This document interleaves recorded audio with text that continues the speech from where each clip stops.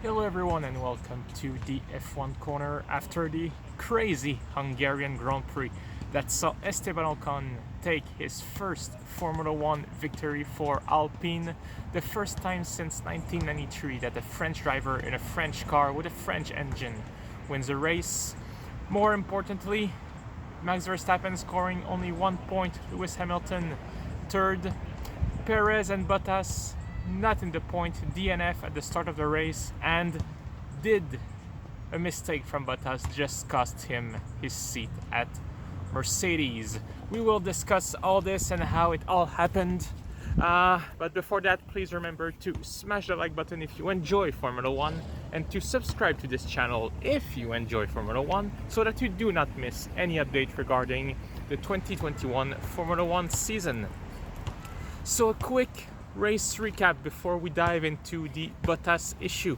Start of the race on the intermediate tire. The track was wet. Turn 1, big crash implicating many drivers. And already, turn 1, 5 drivers were out. Valtteri Bottas, Charles Leclerc, Lance Stroll, Sergio Perez, and Lando Norris shortly after, causing a red flag, meaning that all the cars went back into the pit and just waited there until the debris were cleared. And I mentioned many cars being put out of the race, but also Max Verstappen getting a lot of damage on his car, had to pit before the red flag, which cost him a lot of position, but also saw a very interesting turn of events with Esteban Ocon climbing into second place. At this stage, Lewis Hamilton still had the lead of the race, by the way. He left the first corner unscattered, so good for him. But also Nicholas Latifi was in third place. George Russell climbed pretty high up the order. Just to name a few, right after the first corner we had Mick Schumacher plus 10, Carlos Sainz plus 11, Tsunoda 11, Latifi plus 12. Just pretty much everyone who went out in Q1 was actually in the top 10 now. So a really crazy start to the race, but then red flag. And when the race restarts, they did a formation lap as is custom before a standing start. Everyone went out of the pit on the intermediate, but before heading to the grid, everyone but Lewis Hamilton pits to fit in the medium tire. So Hamilton was alone on the grid for a standing start, which was pretty weird, but at the same time pretty epic to watch everyone enter the pit. And so the race restarts. Ocon, Vettel, Latifi runs 1, 2, 3 after that restart. Hamilton has no choice but to pit, and because he's the only one, well, he falls back the order dead last. And then it's the start of a crazy comeback and also a sad story for Max Verstappen.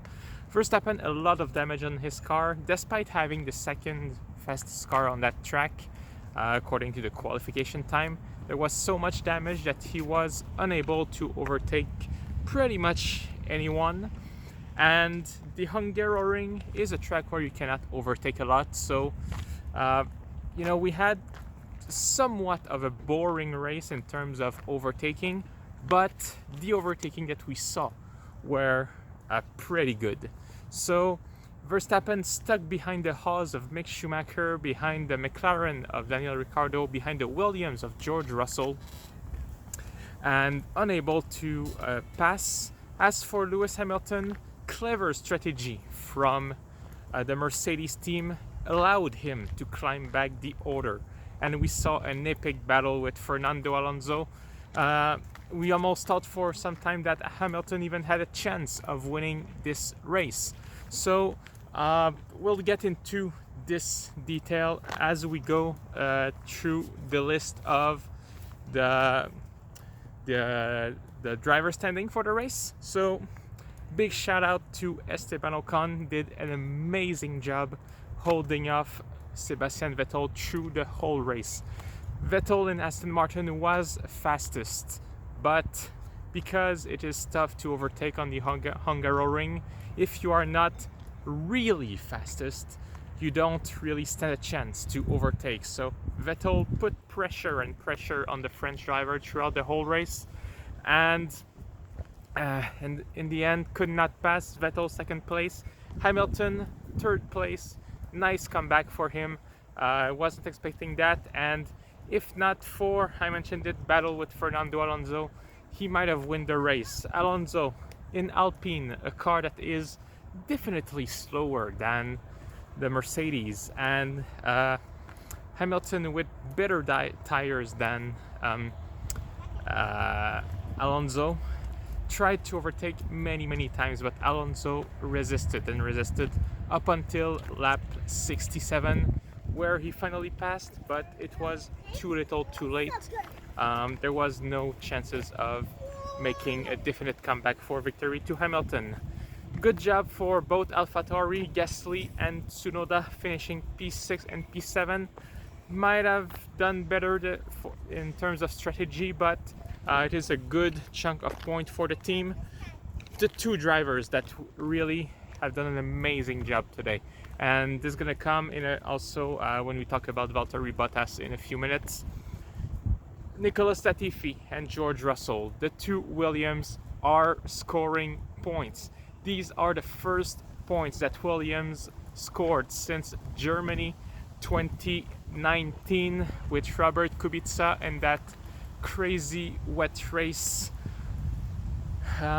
George Russell, first points for Williams. Finally, he will be super thrilled about that. But more importantly, for the whole team, it means that they are now 8th in the Constructors' Championship in front of Alfa Romeo. And this is important for the team because there is a lot of money involved. It might not look like it, when you're fighting for the last places, but Formula One does award money depending on your Constructors' Championship standing. And for Russell, it was for Williams, sorry, it is an amazing achievement, and they will welcome it. Then Max Verstappen, 10th place, did what he could with a very damaged car, but was never in a position to fight to climb back. And then Raikkonen, Ricciardo, Mick Schumacher, and Giovinazzi completes the drivers who finished the race. For the two Alfa Romeo, they could have scored point maybe, but unfortunately both drivers were struck with penalties for unsafe release in the pits and speeding in the pit lane. So they never really had a chance to battle for points. Daniel Ricciardo, pretty much the same problem as Max Verstappen, got a decent car, but everyone in front is fast and it is almost impossible to overtake. So Ricciardo has to do with 12th place. So let's talk about this main topic. Did Bottas lose his seat at Mercedes during that race? I think there is a fair possibility that it will play in the balance because Bottas was found responsible for causing the crash at turn 1 at the beginning of the race, and you could clearly see it. He was behind Lando Norris, locks up his tire and miss his braking, ram Lando in the back, which just caused a domino effect, and Bottas has been awarded a 5-place grid penalty for the next race, which is not what he needs, which is not what Mercedes needs at the moment in such a tight battle for the championship. And on the other hand, George Russell, amazing drive, finishing P9, scoring points, and even said on the radio when Latifi was running P3 that if they had to compromise Russell's race, his own race, to help the team, he was ready to do it. So really the teamwork and realizing what it means for a team to be scoring points when you never do. And back to Bottas, already There are rumors circulating everywhere about his future. Is he staying? Is Russell taking his place? I think that if they were still doubt, if Toto Wolff is doubting at the moment, this will not play in Valtteri's favor. It costed them a lot of points in the championship. Nearly costed them victory today to some extent, and just caused today's conundrum. And for the second race in a row, Mercedes implicated in controversial crash where they get penalty. This is gonna tarnish their image at some point, and really, if Valtteri trying to make a stand for himself, he doesn't have any excuse today. So big blow, and I personally think that Russell is already, like, if he's not already signed, he was about to. But if there was any doubt still left, I think today pretty much seals it, in my opinion. Russell had a good race, but has caused the crash that costed Mercedes points, and that caused this whole domino effect of Hamilton falling back and only finishing third. So definitely not where they want to be. All right, now we head to the summer shutdown, summer vacation for everyone. Remember, the factories needs to be shut down for the next 3 weeks. No work can be done by any team. But as we leave, Lewis Hamilton takes back the lead in the Drivers' Championship by 6 points in front of Max Verstappen, and they will head to Belgium, leader once again after the last 6 or 7 races. Mercedes will be happy, but there is still a lot of work to do. We are not even halfway through the season yet. Only 11 races out of potential 23.